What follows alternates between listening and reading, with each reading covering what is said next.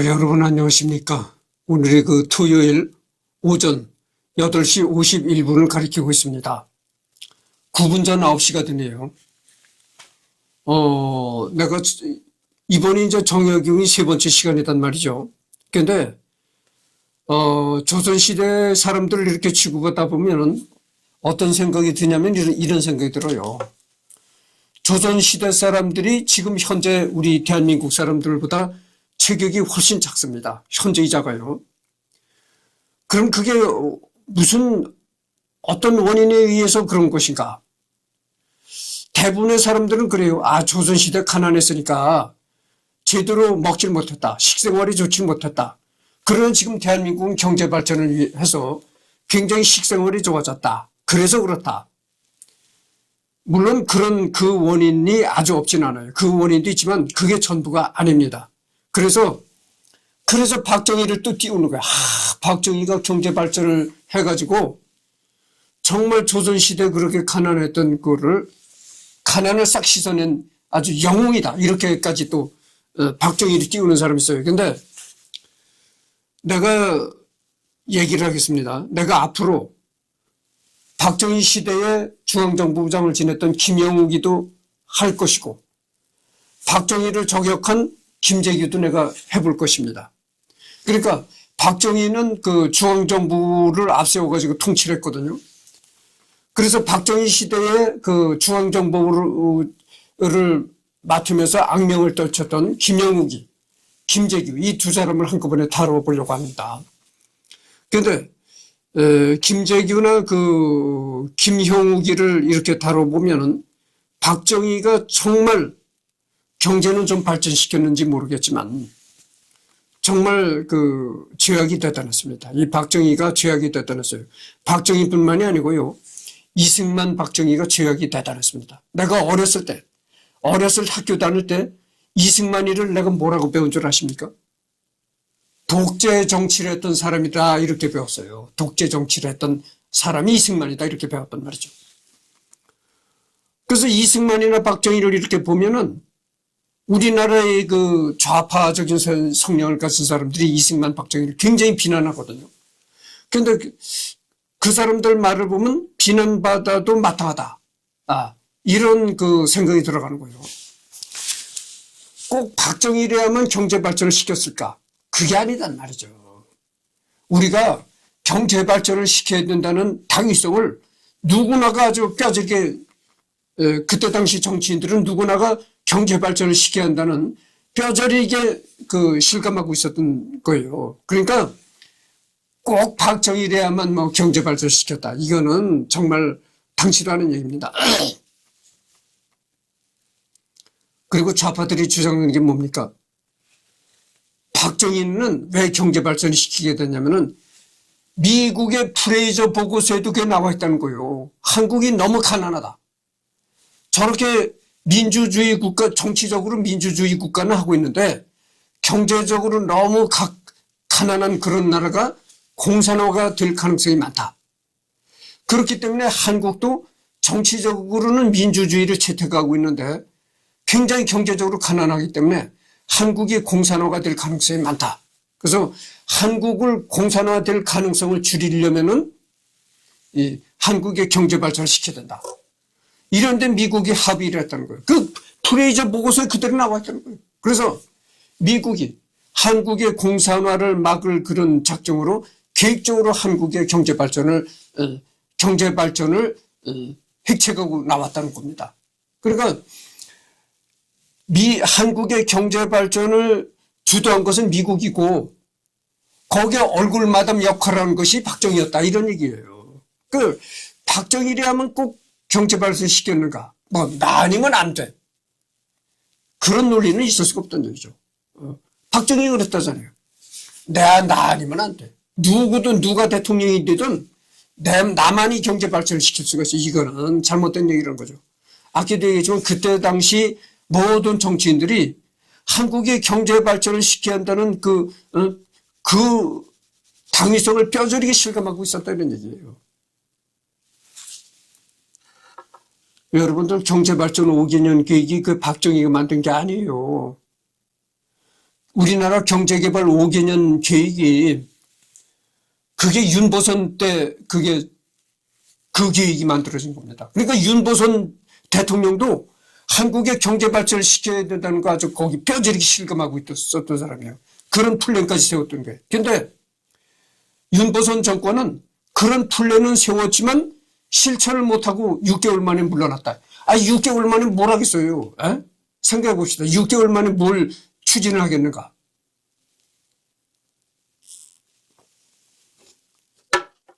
그 후로 박정희가 그 계획을 이어받아가지고 실천을 해 나간 겁니다. 응? 이 이승만이의 제약은 뭐죠? 이승만이도 내가 그랬잖아요. 정치라는 것은 항시 타이밍이 중요하다고. 이승만의 제약이라는 건 뭐냐면은 이승만이가 유교가 끝나고 휴전이 됐잖아요. 휴전이 됐으면 그 즉시 국민들한테 기자회견을 청했어야 되는 거예요. 나는 이제 물러나겠다. 내가 이 유교 때문에, 응? 유교 때문에 내가 여러 가지 정치적으로, 합당하지 않은 행동을 내가 많이 했다. 민주국가에서 민주국가에 어긋나는 짓을 내가 많이 했다. 그런 여러분들, 그거는 국가가 바람 앞에 등불이었던 그런 위기 상황에서 할 수 없이 취할 수밖에 없었던 걸 이해해달라. 그리고 나는 이제 유교도 끝났으니까 나는 이제 더 이상 물러나겠다. 이러고 물러났었어야 되죠. 그랬으면 이승만이가 유교 때 뭘 저질렀다 하더라도 그게 다 용서가 됐을 겁니다. 그리고 4.19도 없었고. 그랬다면 이승만이가 지금도 독재 정치를 했다고 비난받지 않았을 것입니다. 박정희도 똑같은 거예요. 삼선 개헌까지는 봐줄 수 있다 이거예요. 그러면 삼선 개헌까지 했으면 진짜 그때는 내가 물러나겠다고 기자회견을 하고 물러났어야 되는 겁니다. 여러분들 세계 정치사에서 유신이라는 게 있을 수가 있나요? 그 전에 그 독일에서 히틀러가 얘기가 내가 정약용이를 하려다가 얘기가 길어지는데 들어보시오.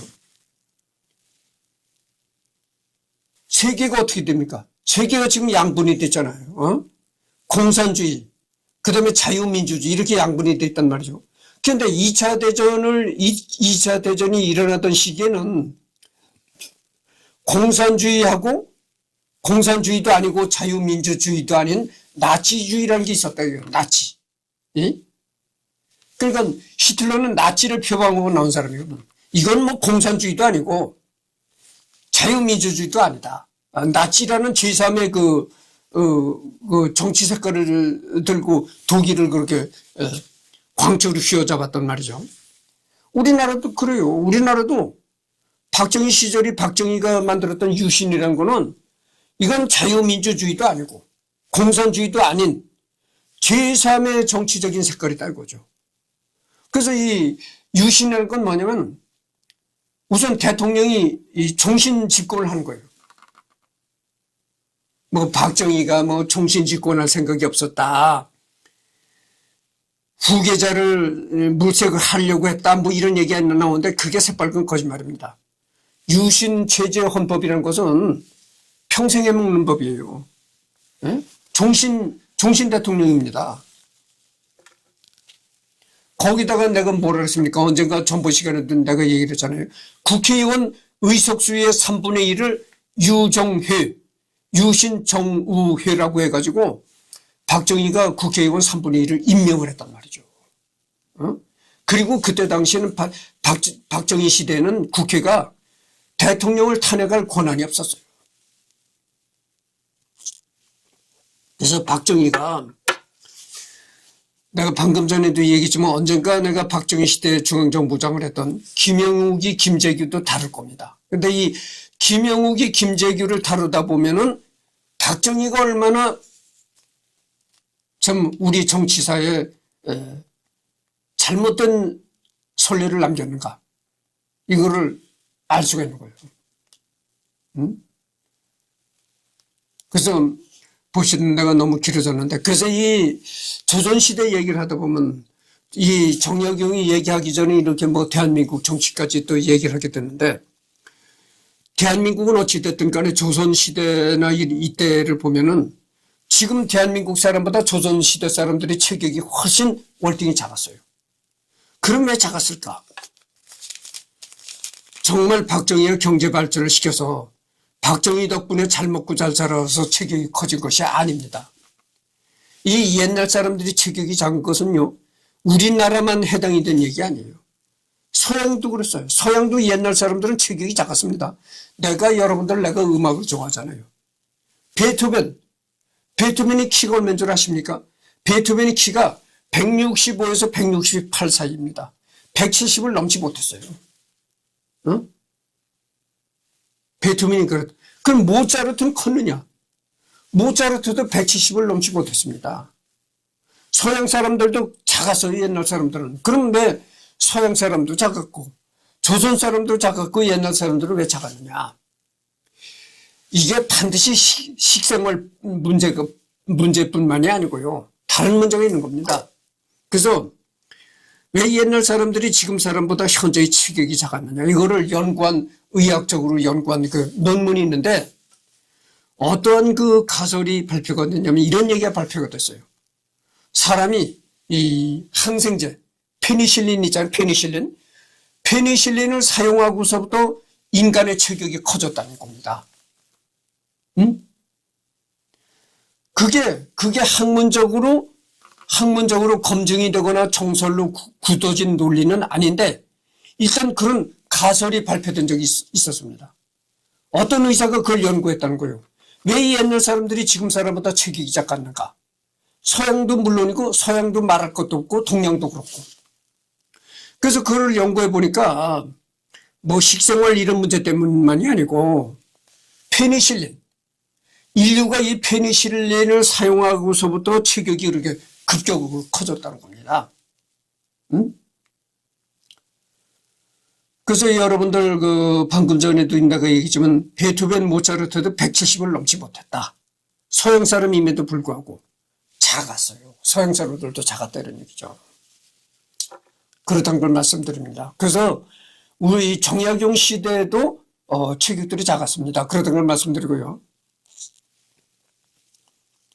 또 한 가지 말씀드리고 싶은 것이 뭐냐면은 우리나라는 단군 민족은 배달의 민족이 아니라 갈등의 민족이다. 이렇게 얘기하고 싶어요. 그게 뭐냐면은 이 정약용이가 살았을 때는 전번 시간에도 내가 얘기를 했잖아요. 정약용이가 살았을 당시에는 노론과 소론이 당쟁을 일으켰다. 내가 이런 얘기를 했습니다. 송시열이라는 사람이 있는데 송시열은 정약용보다 원래 또 오래된 선대 사람이에요. 그런데 노론이라는 그 정치의 리더격인 사람이 송시열이었었다 그 말이죠.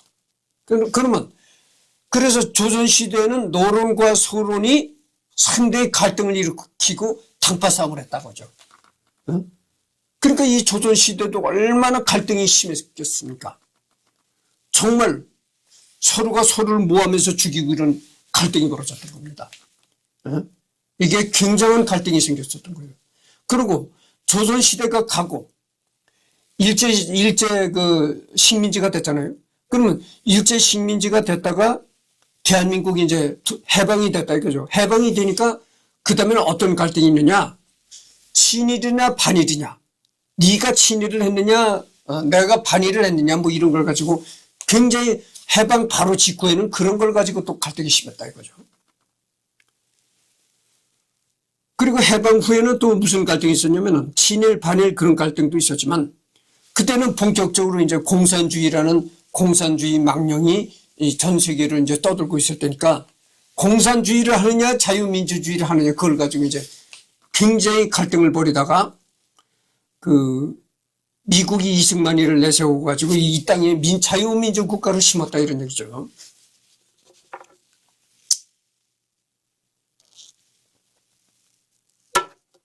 지금은 무슨 갈등입니까? 내가 또 빠뜨리는 거예요. 그러면 정약용 시대는 노론과 소론이 갈등을 일으켰고 그 후에는 어떤 갈등이 있었냐면은 1800년도 후반기에는 여러분 1800년도 후반기에는 어떤 갈등이 있냐면은 수구파냐 개화파냐 옛 것을 지키느냐 새로운 서양의 문물을 받아들여서 우리도 개화를 해나가야 되느냐 이걸 가지고 굉장한 갈등이 있었단 말이죠. 그 갈등을 벌이다가 폭발이 된 것이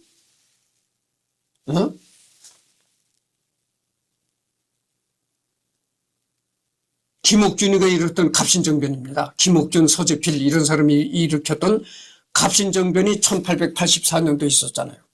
그러니까 1800년도 후반기에 들어서면서 개화냐 수구냐 이런 걸 가지고 굉장한 갈등을 일으켰습니다.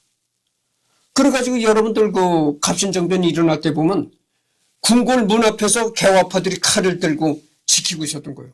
그래서 수구파가 이 궁궐로 들어오려고 문을 통과하면은 못 들어간다 이렇게 막았단 말이죠. 그래도 들어가겠다 고집을 부리면 칼로 내쳤던 겁니다. 수구파를 죽이는 거예요. 수구파를. 그러니까 개화냐 수구냐 이런 걸 가지고 피 튀기는 갈등을 벌이고 그게 폭발한 것이 갑신정변이었다 이런 얘기죠. 그리고 그 후로 일제로 넘어갔다가 해방이 되니까 어떤 갈등이 생겼냐, 친일이냐 반일이냐 이런 갈등이 있었고, 아까도 얘기했지만 공산주의 망령이 떠돌 때니까 공산주의를 하냐 자유민주주의를 하냐 그런 걸 가지고 또 갈등을 벌였다 이거죠. 갈등을 벌이다가 이 남한만이라도 이제 자유민주 국가 체제가 확립이 되니까 무슨 갈등이 있냐, 여러분들 요즘에는 무슨 갈등이 있겠어요? 진보냐 보수냐, 이런 걸 가지고 또 갈등을 벌이고 있다. 그래서 우리 민족은 갈등의 민족이다 이렇게 말할 수가 있습니다.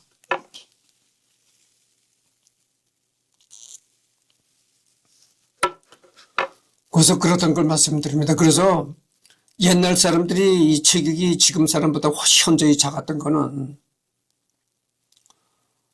단순히 식생활에 기인한 것이 아니고요.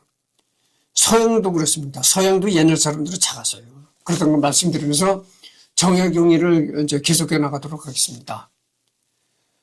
1818년 8월에 18년 동안의 귀양살이를 끝내고 18년의 창장 그 18년 동안의 귀양살이를 모처럼 끝내게 되었다 이런 얘기죠. 참 반가운 얘기죠.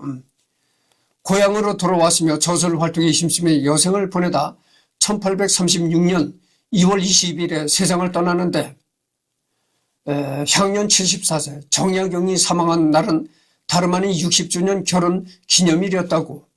정약용이 죽은 2년 후 15살에 약혼을 맺었던 부인 홍씨도 사망했다.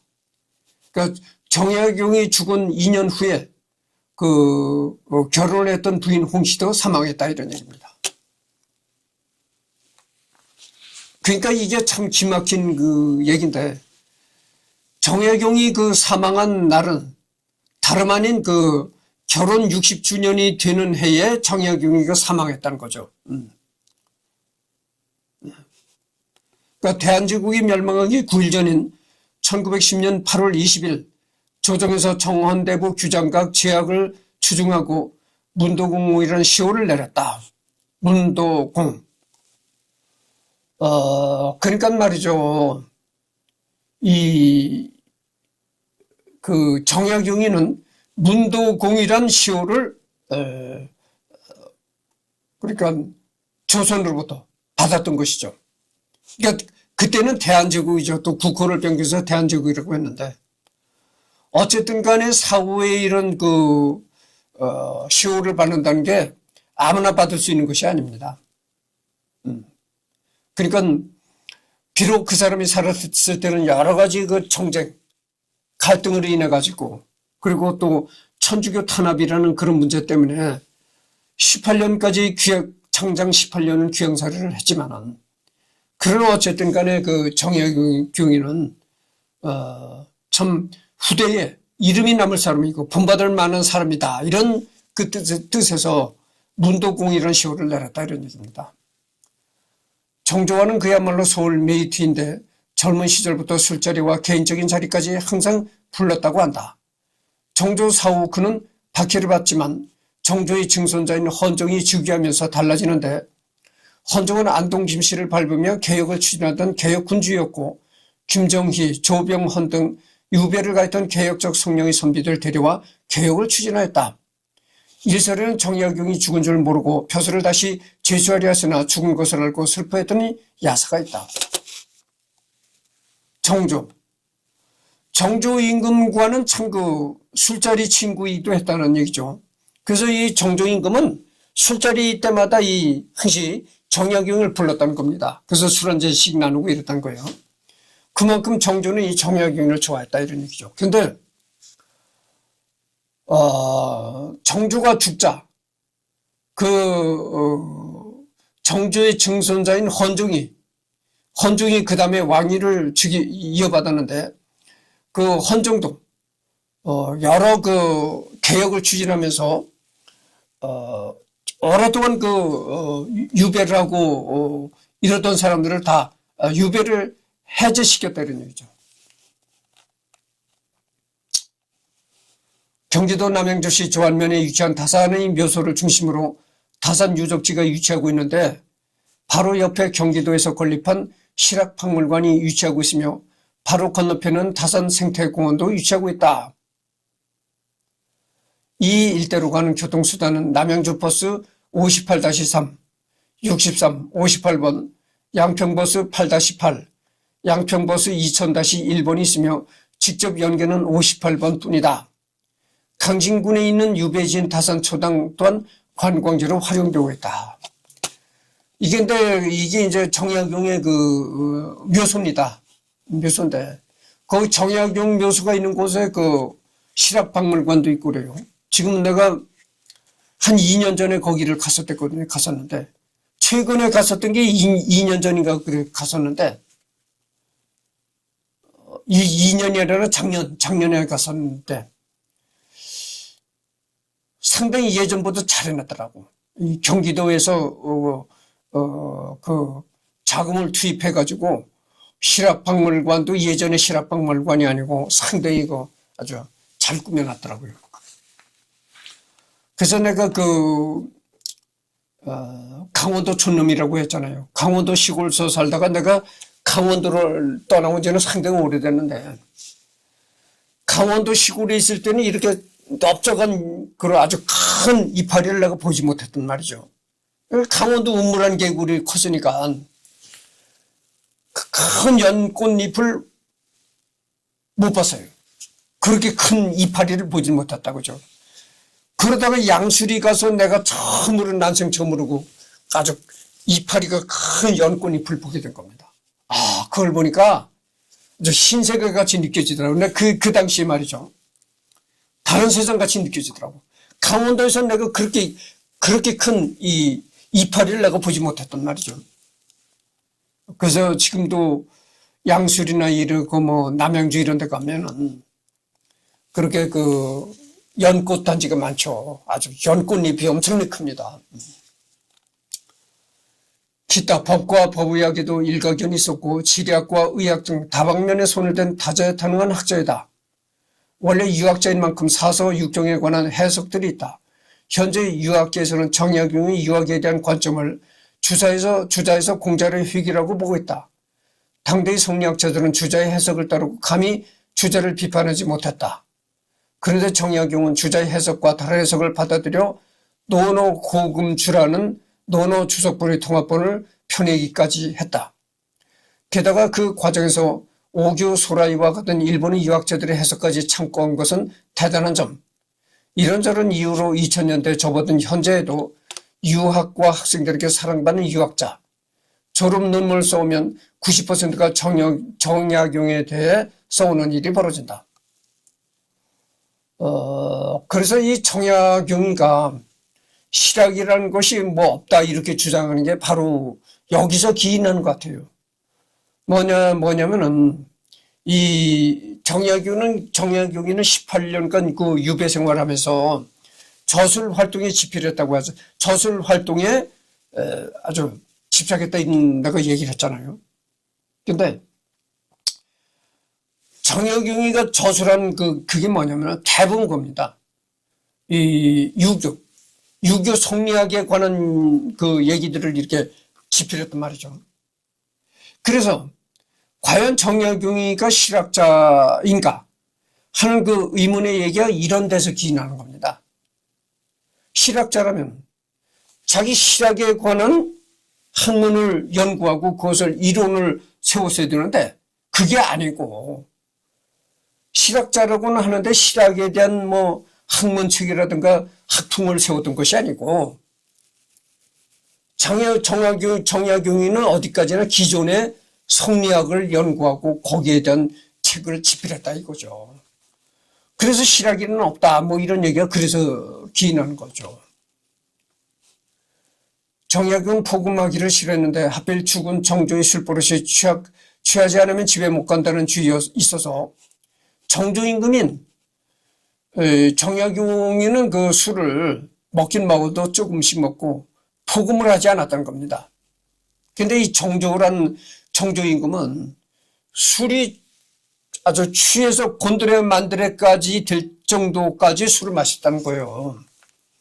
취하지 않으면 집에 못 간다는 주의였어서 정조가 술 따라줄 때는 영 힘들었다고 한다. 그러니까 뭐 어떻게 됐어요. 임금이 그렇게 술고래니까 정약용이 와라 나하고 같이 술 마시자 하면 임금의 부탁이니까 안 들어줄 수도 없는 거고 그러니까 마지못해 가서 술을 마시는데 정조는 이렇게 아주 취해서 곤드레 만드레까지 될 정도까지 술을 마시는 사람이니까 그 정조 술자리가 상당히 힘들었다 이런 얘기죠.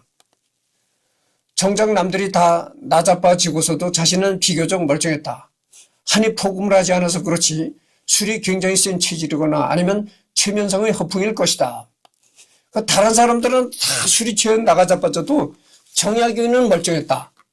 그게 술이 세서 그런 게 아니고 자꾸 이 술을 이렇게 절제하고 술을 따라줘도 그걸 예를 들어서 술을 따라줘도 그걸 뭐 한꺼번에 원샷으로 마시는 것도 아니고 조금씩 한 잔을 가지고도 시간을 끌면서 뭐 이런 식이 됐겠죠.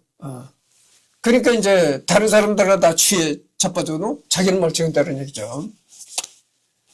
정약용은 자식들이 훈계하는 편지에서 이 일화를 거론한다. 정조가 옥필통에 소주를 가득 따라줘서 이를 원샷해야 하는데 정약용 본인은 그날 죽는 줄 알았다고. 그러니까 뭐 옥필통, 옥으로 만든 필통에다가 이렇게 정조가 술을 따라주는데 정약용한테 술을 따라주는데 정조는 언제나 원샷 하는 사람이다 이거지.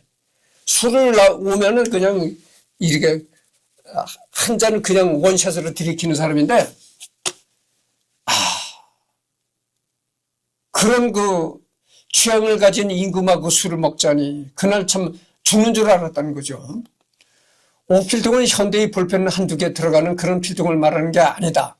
붓 여러 개를 꽂는 필통이라서 못해도 500cc 맥주잔 혹은 그보다 더 큰 용량이다. 그때의 옥으로 만든 필통이라는 것이 지금으로 말하면 500cc 맥주잔 그 정도 용량이라는 겁니다.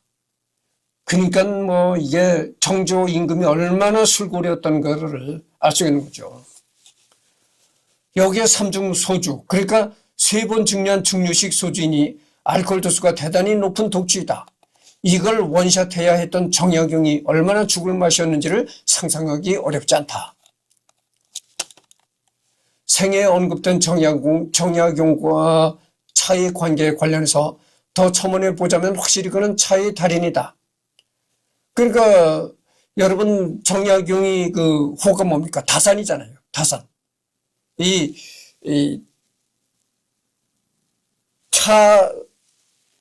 차를 재배하는 산이랄까 하여튼 그러죠. 그러니까 차다자에다가 몇산자를 쓰는 거죠. 그래서 이제 다산인데 그 호에서 볼 수 있듯이 정약용은 차를 즐겼다 이렇게 말할 수가 있는 겁니다. 차를 즐겨하다 보니까 호가 다산이라고 붙은 거라고 이제 생각할 수가 있겠죠. 정약용은 한방에도 저희가 깊었다. 그는 암선사에게서 배우기 이전부터도 본래부터 차에 관심이 많았으며 스스로 능히 독자적 연구와 제주마저 가능하였다. 다산 초당에서 직구할 당시 호구지책을 강구하는 와중에서도 재배하였고 이를 일종의 약으로 이용하였다. 그러니까 이 정약용이는 한방에도 이 관심이 많았고 그렇다는 거죠.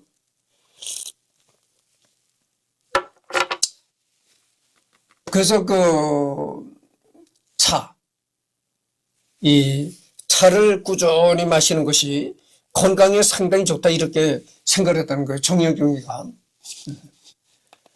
특히 한방의 구중구포의 원리로 차를 달이고 농축에 장기간의 보존이 가능하도록 떡차를 주로 만들었다. 이는 동서고금을 통틀어 정약용과 한반도에만 전래되는 차의 제조 방식이다. 다만 그는 차를 즐겨 음용하는 건 한민족의 체질상 알맞지 않고 건강을 다스리는 일종의 약의 연장선으로 여긴 흔적이 명확하다. 그러니까 정약용이는 차를 그냥 기호식품으로 차를 마신 것이 아니라 약의 차원에서 건강을 지키는 약의 차원에서 차를 마셨다 이런 얘기죠. 고려시대 이후 조선조의 억불과 멸불 정책의 반복된 시행 과정과 성리학의 지배가 장기화되는 중국의 다예, 일본의 다도가 흥성하는 와중에도 유독 차의 위상이 조선에선 맥을 추지 못하였다. 이렇게 한반도의 차 문화가 대다수 소실되는 와중에도 그 맥은 계속 이어져 가는데 초이 선사는 오늘날 한국의 차 연구에서 선구적인 인물로 존재한다. 바로 이 초이 선자에게 떡차를 비롯해 차를 가르치니까 바로 정약용이라 학자들은 짐작하고 있다. 그러니까 이 초이 선사라는 사람에게 그 차를 만드는 법, 그다음에 떡차 이런 걸 제조하는 법을 가르치니까 정약용이다라고 사람들은 알고 있다 이런 얘기죠. 이런 얘기가 나오니까 내가 또 커피 얘기를 할 수밖에 없는데 지금 커피에 대해서 자꾸 이렇게 나오는 연구들을 보면요. 커피가 상당히 건강에 좋다는 겁니다. 커피가 좋다는 그런 자꾸 연구 결과들이 외국에서 나오는데도 불구하고 한국은 아직도 커피가 나쁘다. 커피 마시지 말라. 어떤 대학병원의 의사가 커피를 그렇게 마시지 말란다는 겁니다. 커피를 마시지 말라. 한국은 상당히 외국에서 들어오는 어떤 연구 논문 이런 걸 아마 무시하는 것 같아요.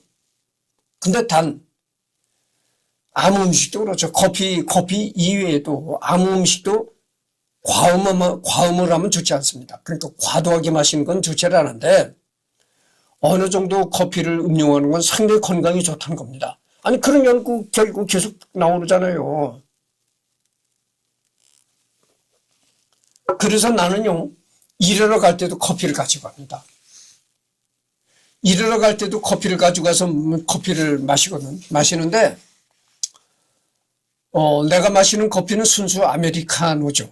그러니까 거기에 프림도 안 들어가고 설탕도 안 들어가고요. 그래서 내가 커피를 마신 건 그러니까 여러분들 아메리카노라고 하면은 단맛도 없고 프림을 넣어가지고 고소한 맛도 없잖아요. 그러니까 그냥 쓴 아메리카노를 먹는다는 얘기죠. 그러니까 그렇게 쓴 아메리카노를 자꾸 마시니까 사람들은 이해를 못해. 아니 무슨 쓴맛을 그렇게 마시느냐 이러는데 맛보다는 약의 차원으로 커피를 마신다 이거죠.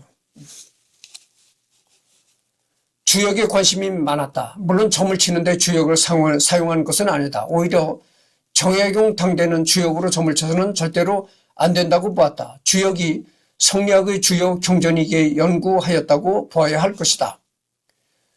결국 유배지에서 주역을 작정하고 연구하여 주역사전이라는 책을 집필하였다. 개정을 4번이나 해서 판본이 5개에 이를 정도로 관심을 기울여 집필한 책이다. 정약용은 자신이 저술한 책 중에서 주역사전과 상례사전만이라도 전승된다면 나머지 책들은 없어져도 상관없다고 말했을 정도로 주역 연구의 자기 학문을 중심에 두었다. 오늘날 주역 점치는 역사로만 생각하는 사람들이 많지만 사실 유교의 역사 초기에는 물론 송나라 성리학 태동기 소강절의 기세에서 보듯 주역은 핵심 경전이었다.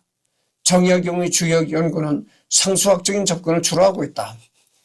그래서 이때 유배지에서 주역에 관한 연구도 상당히 많이 했다는 것이죠.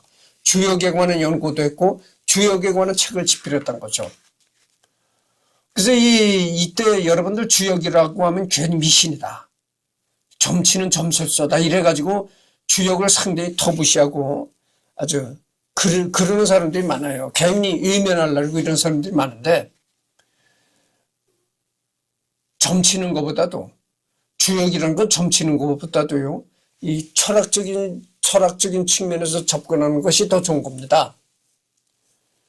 그래서 이 정약용도 주역을 그렇게 공부를 많이 하고 주역에 관한 책을 쓰긴 했지만 점을 치진 않았다는 거죠. 주역에 관해서 공부를 그렇게 많이 하고 주역에 관한 책을 쓰긴 했지만 주역점을 치지는 않았다는 얘기입니다. 정약용도. 그러니까 하나의 철학서적인라는 측면에서 연구를 하고 집필을 하고 이랬던 거죠.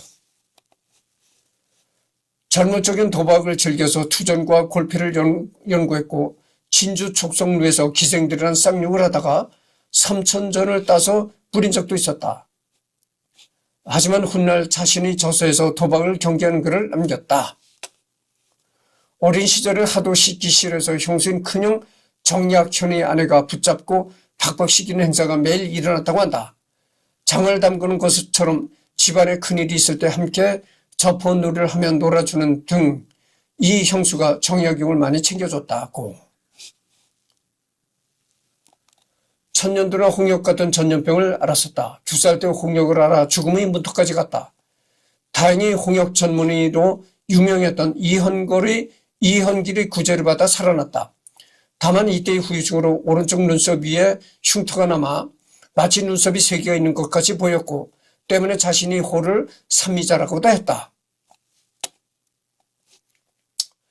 10살 이전의 시문을 모아 자신이 문집을 엮어서 삼미자집을 만들었다. 비극적이게도 어린 아들을 천년두로 잃었고 슬픔에 벅차 지은 씨가 여유당 전서에 남아있다. 이후 천년두의 홍역에 대한 연구를 해 마과 해퉁을 펴냈다. 한편 자신을 살려준 이헌길에 대한 기록도 남겼다. 또한 탈모를 겪고 여유당 전서에서 감고 비는 수고름을 얻고 백발의 부끄럼도 면한다며 탈모의 스트레스를 긍정적으로 풀어냈다.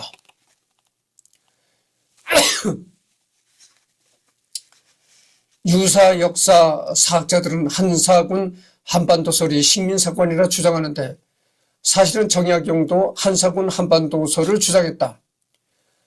한사군 한반도설 식민사관설 참고 또한 유사 역사학자들이 툭하면 주장하는 고구려와 발해의 고토를 되찾자라는 식의 주장에 대해서도 일침을 가한 적이 있다. 여유당 전서 시문집 12권 요동론 요약하면 조선의 힘으로는 요동을 차지해도 나라의 피해만 크다는 주장이다. 제1차 요동정벌 문서에서 전문을 볼 수 있다.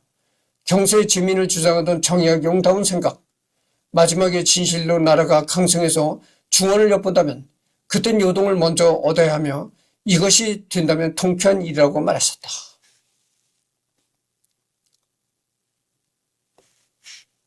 그래서 요즘에 이런 얘기들 하잖아요. 고려와 박해의 옛 영토를 되찾자. 여러분들 말이죠. 고구려와 박해의 옛 영토를 되찾으면은 한반도의 영토가 엄청나게 커집니다. 근데 이걸 지금 고구려와 발해의 옛 영토를 되찾는다는 것은 상당히 거의 불가능한 일입니다. 왜 불가능한 일이냐면은 고구려와 박해의 옛 영토 가운데에 누가 차지하고 있나요? 북한 정권이 차지하고 있잖아요. 그러니까 일단 북한 정권부터 통일을 하고 난 다음이래야 고구려와 박해의 옛 영토를 찾을 그런 여유가 생긴다고 그러죠. 그러면 북한을 통일했다. 그 다음에 고구려와 발해의 옛 영토를 찾는다 하더라도 현재 고구려와 발해의 영토가 중국 땅인데 중국이 순순히 그걸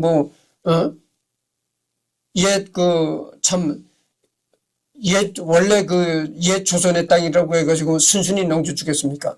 한시 현재를 중시하는 건데, 그렇잖아요. 현재를 중시하는데 아주 까마득한 옛날을 고구려나 박해가 정복했던 땅이라고 해야지 그거를 중국이 순순히 돌려주겠어요. 말도 안 되는 소리죠. 그러니까 우선은 북한을 통일해야 되고 북한을 통일한 다음에도 이걸 되찾으려면은 중국과 전쟁을 벌일 수밖에 없다. 근데 중국과 전쟁을 벌인다는 건 참 어리석은 일이죠. 그러니까 이건 불가능한 겁니다. 그래서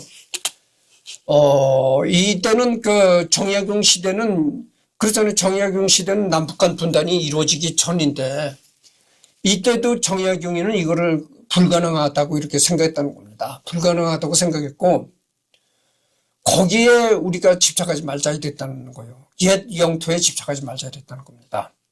그래서 지금 40분을 경과했습니다. 첫째 시간은 이것으로 끝내고 다음 수부터는 여기부터 하도록 하겠습니다.